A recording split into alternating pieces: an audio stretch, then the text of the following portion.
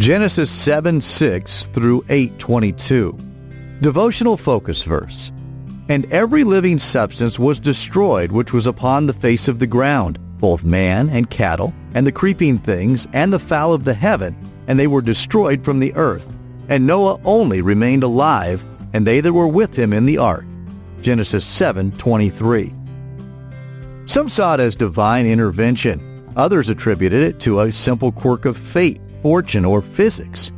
Whatever one's viewpoint, a 9-year-old boy's amazing survival in an air crash in Libya in 2010 added another name to a very short list of individuals who have lived through an aviation disaster that claimed all other lives on board. The boy, Ruben van Assouw, suffered multiple fractures when the plane he and his family were on crashed at the Tripoli International Airport, killing all other passengers and the crew members. President of the European Parliament, Jerzy Buzek, was among those who termed the boy's survival a miracle. Though his injuries required lengthy hospitalization, young Ruben was expected to make a full recovery. Accounts vary of how many sole survivors there have been in the aviation industry's relatively short history, but the event is so rare that the numbers are thought to be in the tens rather than the hundreds. Most of these escapes have been attributed to unique circumstances. Thousands of years ago, a tiny band of 8 survivors escaped a horrific event that dwarfs any disaster in history, and their escape certainly can be attributed to unique circumstances. When every living creature in the whole world was destroyed by the flood, our focus verse relates that Noah only remained alive, and they that were with him in the ark. Safe inside the ark that God had directed him to build, this righteous man and his family were preserved by the mercy and grace of God. God's mercy had been extended to all upon the earth. When he resolved to destroy man and all living things as a result of man's abhorrent sins, he did not carry it out immediately. For 120 years, the people heard from Noah about God's impending judgment, yet they took no positive action to mitigate God's just anger. Even after Noah and his family went into the ark, their place of safety and salvation, God waited 7 days before sending the rain. At last, however, judgment fell, and all mankind perished except for Noah and his family. We probably will never know why young Reuben was spared. However, we do know why Noah and his family survived. It was because Noah was righteous, and he believed and obeyed God. These are priceless attributes. Let's determine to believe God's word and follow him. If we do so, we will be spared the judgment that will someday come upon this world. Background information. This text relates Noah's entry into the ark with his family and pairs of every kind of animal. We read about in verses 7 through 9, the chronology of the flood, verses 10 through 24, and the events immediately following we find in chapter 8. The rain, coupled with untold tons of subterranean waters, brought disaster to the unrighteous populace, a universal judgment of God upon a universally wicked society. Verse 7:20 indicates that the water rose 15 cubits, which is approximately 22.5 feet. The chronology of the flood reveals that the period of time between when the rain began to fall until the earth dried, we read about in Genesis 8:14, was a total of 371 days.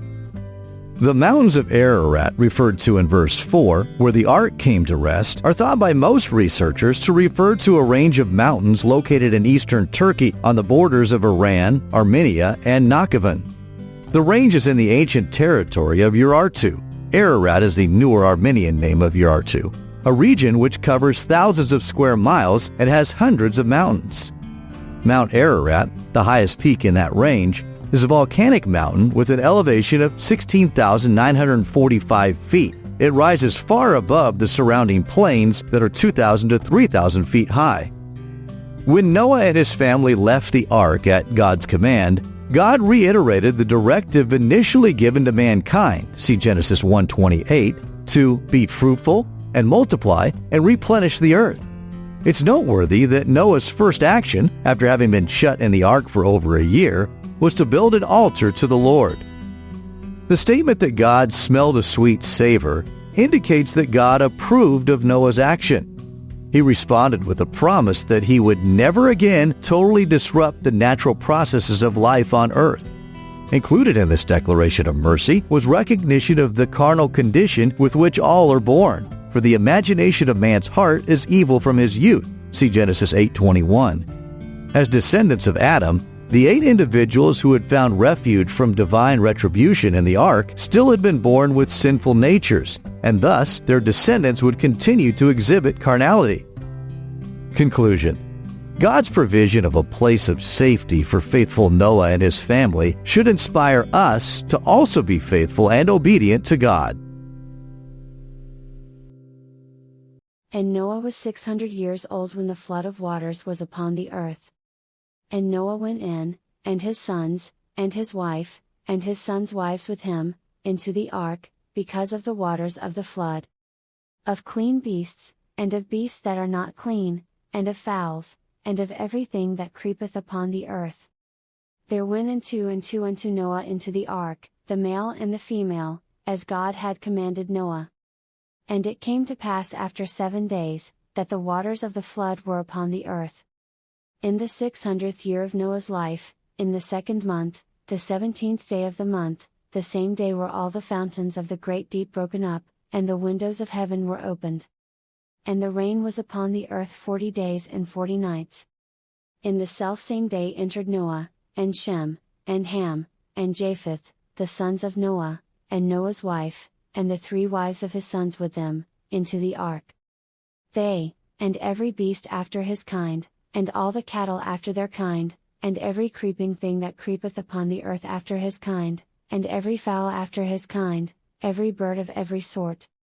And they went in unto Noah into the ark, 2 and 2 of all flesh, wherein is the breath of life. And they that went in male and female of all flesh, as God had commanded him, and the Lord shut him in. And the flood was 40 days upon the earth, and the waters increased, and bare up the ark, and it was lift up above the earth. And the waters prevailed, and were increased greatly upon the earth, and the ark went upon the face of the waters. And the waters prevailed exceedingly upon the earth, and all the high hills, that were under the whole heaven, were covered. 15 cubits upward did the waters prevail, and the mountains were covered. And all flesh died that moved upon the earth, both of fowl, and of cattle, and of beast, and of every creeping thing that creepeth upon the earth, and every man. All in whose nostrils was the breath of life, of all that was in the dry land, died. And every living substance was destroyed which was upon the face of the ground, both man, and cattle, and the creeping things, and the fowl of the heaven, and they were destroyed from the earth, and Noah only remained alive, and they that were with him in the ark. And the waters prevailed upon the earth 150 days. Genesis chapter 8. And God remembered Noah, and every living thing, and all the cattle that was with him in the ark, and God made a wind to pass over the earth, and the waters assuaged. The fountains also of the deep and the windows of heaven were stopped, and the rain from heaven was restrained. And the waters returned from off the earth continually, and after the end of the 150 days the waters were abated. And the ark rested in the 7th month, on the 17th day of the month, upon the mountains of Ararat. And the waters decreased continually until the 10th month, in the 10th month, on the 1st day of the month, were the tops of the mountains seen. And it came to pass at the end of 40 days, that Noah opened the window of the ark which he had made. And he sent forth a raven, which went forth to and fro, until the waters were dried up from off the earth. Also he sent forth a dove from him, to see if the waters were abated from off the face of the ground. But the dove found no rest for the sole of her foot, and she returned unto him into the ark, for the waters were on the face of the whole earth. Then he put forth his hand, and took her, and pulled her in unto him into the ark. And he stayed yet other 7 days, and again he sent forth the dove out of the ark. And the dove came into him in the evening, and, lo, in her mouth was an olive leaf plucked off, so Noah knew that the waters were abated from off the earth. And he stayed yet other 7 days, and sent forth the dove, which returned not again unto him any more. And it came to pass in the 601st year, in the 1st month, the 1st day of the month, the waters were dried up from off the earth, and Noah removed the covering of the ark, and looked, and, behold, the face of the ground was dry. And in the 2nd month, on the 27th day of the month, was the earth dried. And God spake unto Noah, saying, Go forth of the ark, thou, and thy wife, and thy sons wives with thee. Bring forth with thee every living thing that is with thee, of all flesh, both of fowl, and of cattle, and of every creeping thing that creepeth upon the earth, that they may breed abundantly in the earth, and be fruitful, and multiply upon the earth. And Noah went forth, and his sons, and his wife, and his sons' wives with him. Every beast, every creeping thing, and every fowl, and whatsoever creepeth upon the earth, after their kinds, went forth out of the ark. And Noah builded an altar unto the Lord, and took of every clean beast, and of every clean fowl, and offered burnt offerings on the altar. And the Lord smelled a sweet savor, and the Lord said in his heart, I will not again curse the ground any more for man's sake, for the imagination of man's heart is evil from his youth, neither will I again smite any more everything living, as I have done.